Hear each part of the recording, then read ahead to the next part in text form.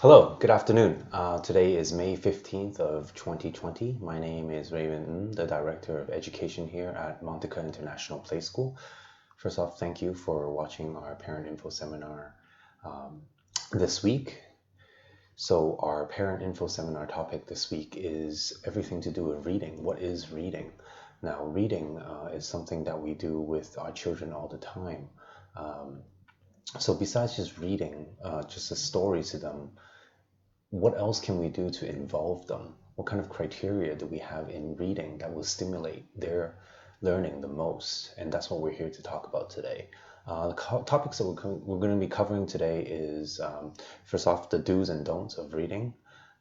Second one is when should we start reading to children? What types of books are suitable?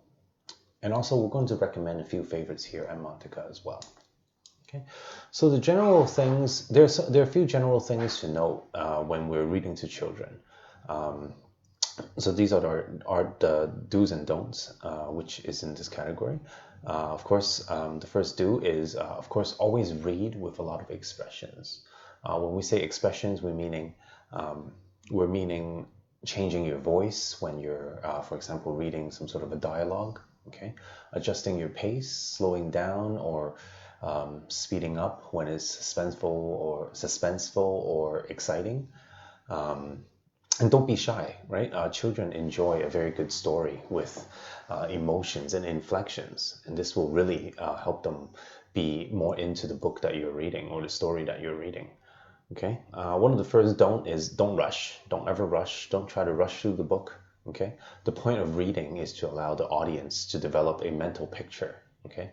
So if you rush, then you might be skipping on to the next thing where they haven't even fully developed the picture yet. So allow them to develop that picture and let them explore it. Okay. Do speak very clearly. Okay. Reading out loud facilitates their readiness in four main areas of reading. Okay. Which is oral language, cognitive skills, concepts of printed words, and phonemic awareness. Okay, it's very important they get familiar with spoken languages. Okay, another don't is a very important one actually. Don't expect when you're reading that children will sit there and sit still and listen to you. Carefully observe what they're doing.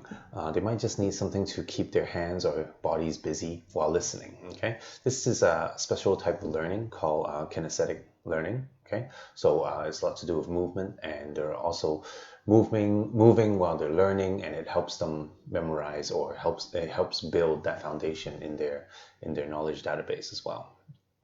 So I want to talk about for infants and toddlers an approximate timeline for reading looks something like this, right? So we start off with having infants in our lap. We put our arms around them. This body contact promotes a positive emotional aspect and also, of course, the bonding, right? And then we move to about 6 months. And now these are approximate times, so take this with a grain of salt. So around 6 months, they become less passive and instead they're focused towards teething, of course. So a teething toy can always be very helpful when you're reading to help them sort of pay attention, okay? When they reach about 8 months, they're more active and they have learned how to turn pages. Okay, turning pages is a very fun activity that requires a lot of motor skills. Okay, encourage them to turn the page for you, with you, when it's appropriate. Right, when you finish with a page, encourage them to do it with you. This will develop their listening skills and also an anticipation of when the next action will come. Okay, so and then. Sorry, give me 1 second here. Okay, so around 12 months, infants are able to listen and point to objects. Okay, so they can also make animal noises on cue, which is another fun activity when you're reading with your child. Okay, and when they start walking, of course, they're incredibly active. Okay, they want to explore, and it's important at that time to choose when you want to actually sit them down and do a story time, right? An example would be right before nap, right? So they can sit down calmly and then get into that mood for a nap as well. Okay. We believe that you should start reading as soon as possible to your children. When you're reading and they're listening to that story, children use their brains to think more and connect emotionally with the characters in the story. Okay, and it also builds a very strong emotional bond with the storyteller. Okay, and it deepens their capacity for empathy and it grows their attention span as well. Okay, and then we're talking about what types of different books. What are the criteria of books that we should be looking at for children, right? For up to 6 years old, when we're reading stories, try to find real stories, okay? By real, I mean children are very curious about things that are happening around them, okay? Instead of just some fantasy story, okay? Real objects and real experience is a very important thing.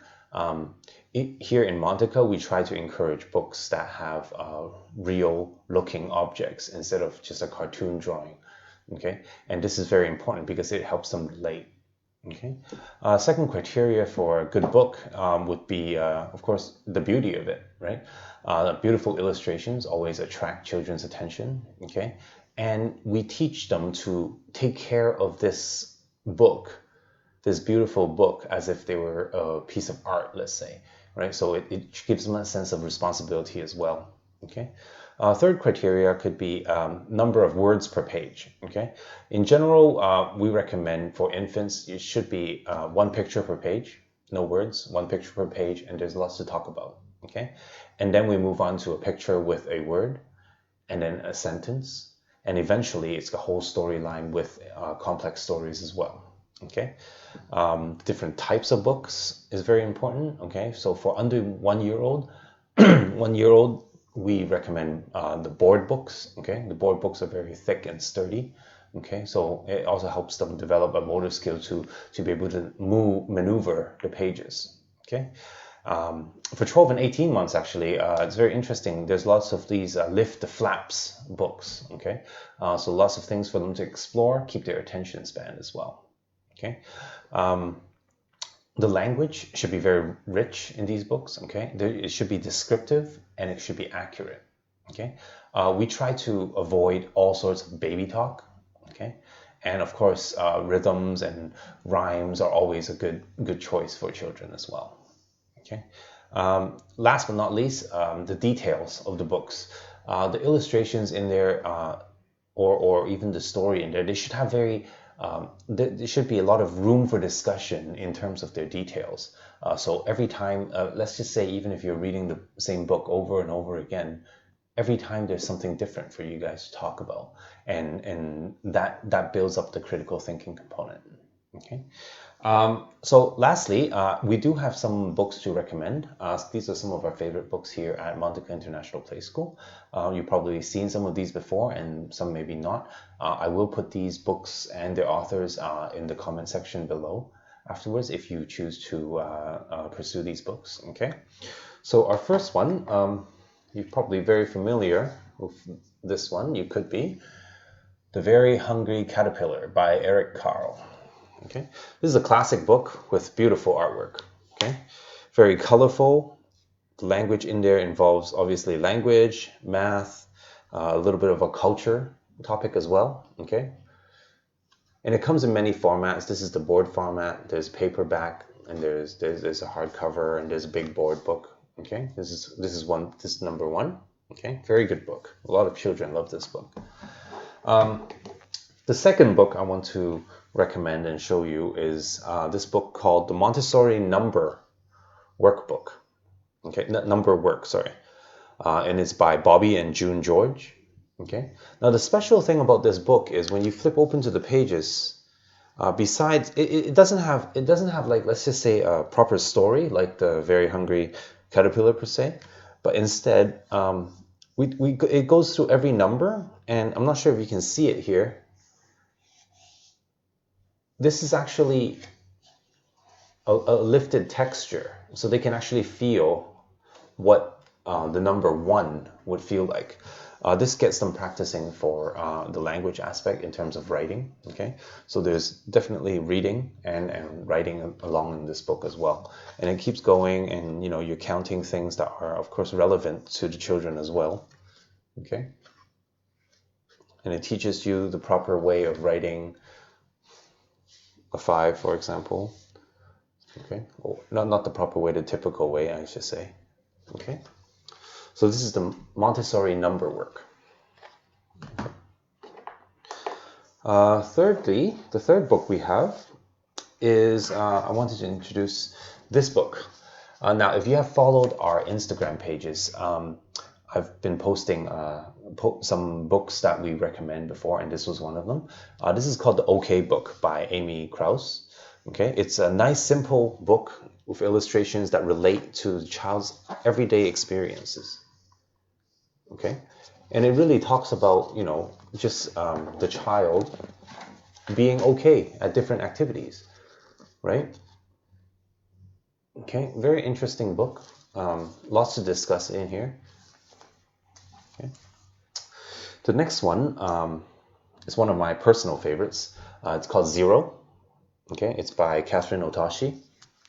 Okay, again, beautiful artwork, maybe for a little bit older children, maybe the CASA age, okay, which is the K1, K2, K3 age, 3 to 6. So it's very nice artwork in here. It has different methods for children to become more familiar with numbers, different concepts.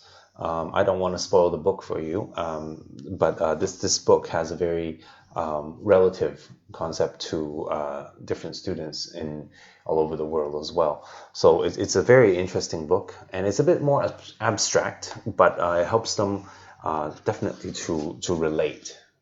Okay. Again, all these books are very colorful, right? They're very attractive to the children as well. Okay. Last but not least, I want to introduce this book called The Ish book by Peter H. Reynolds. Okay, this book talks about how to explore the inner artistic self. Okay, now this is you might think that's a very, very intense sort of theme behind it, but actually this book encourages children to explore and express their own thoughts through different ways. When I was teaching in public school before, I've always used this book to start off many projects. Then there are many things to talk about, and my students were able to express themselves in different ways. Okay. So reading is a big part of spending time with the children for the adult. There's definitely different times of the day you can read to your child. Just keep in mind their sensitive period, right? Whether they're tired or whether they feel active right now, can you actually sit them down and get them to concentrate? But of course, you know your child best, and you'll definitely find that perfect time. Okay, so that's pretty much all for today. Just a reminder to follow our Facebook and Instagram posts for news, promotions, and updates. We do have our new Montessori web program that goes on Facebook Live every Wednesday at 2 p.m. as well. That's hosted by our AMI directress, Miss Shamlina. Okay, classes have started enrolling as of May 4th, and we've been keeping busy here as well. So the next week, we will be talking about the cultural learning in Montessori. What's the cultural topic about, since it's one of the biggest learning areas in the CASA program as well. And we're going to be talking about what is the CASA program. It's part of the K1, K2, K3 program that is available. So stay tuned for that. Okay, so again, my name is Raymond Ng. I am the Director of Education here at Monteca International Play School. Thank you for watching, and have a good weekend.